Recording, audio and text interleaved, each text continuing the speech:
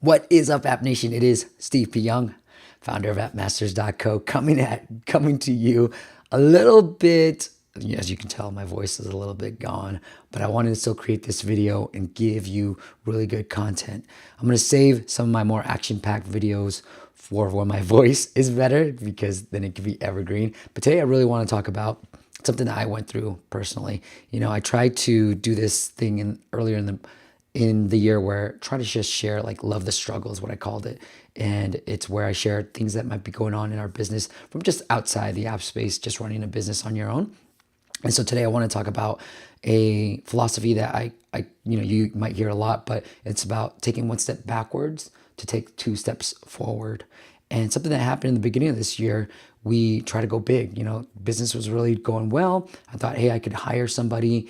And so I brought somebody on. She happened to be in the States, and we paid her a pretty good salary. And what happened was I brought her on to do some things just to help with some of the marketing stuff, maybe help me get on certain podcasts, which she did a phenomenal job. She was great at her job, helped me get PR for some of our clients. Because I thought, hey, I want to go really big with this. Like, business is growing, and I could focus more on just like the sales aspect and running and growing this business. But what ended up happening was it just couldn't keep up. I was spending a lot more. The overhead grew, but the revenues didn't keep up that pace. And so when poop hits the fan, then, like, what ended up happening was it was just not keeping up with the pace. So I ended up digging a little bit of hole for myself, and I ended up having to let her go.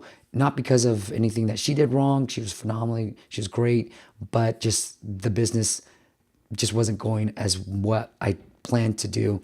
And it was through really talking to people, things that, the whole reason why I do these events in Santa Cruz and in Vegas, and hopefully in the future, is because I did a smaller gathering with a few of my friends in the Bay Area that are in my mastermind.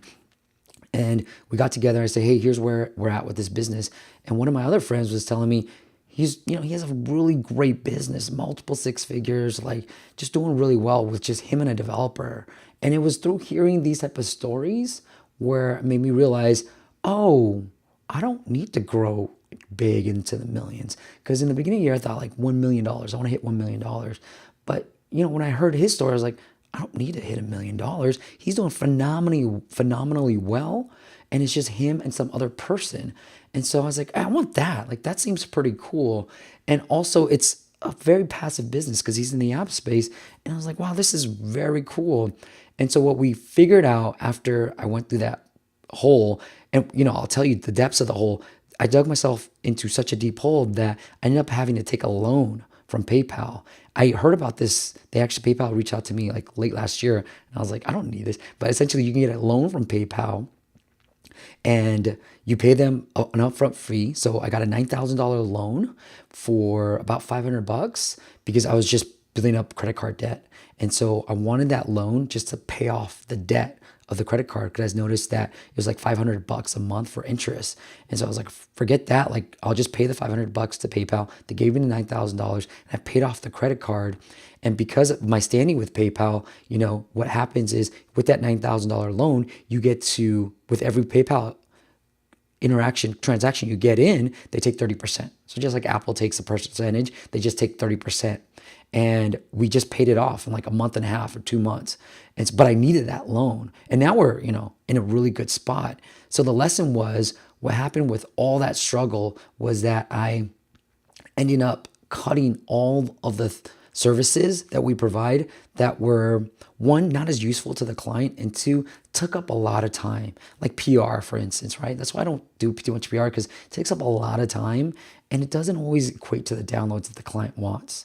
And then I started charging on value. So I was like, look, I know at this price point, I can drive anywhere from 50 cents to 25 cents CPI, right? Like, for like a $3,000 budget, I can probably drive, especially for a game, anywhere in the 5 to 12,000 range. And sometimes for clients who make it really big, they hit 60,000 downloads and so forth. And so I started really charging on what I brought to the table, and which meant that I wasn't charging on time. Like, time wise, we don't do that. We don't commit so much time to the client.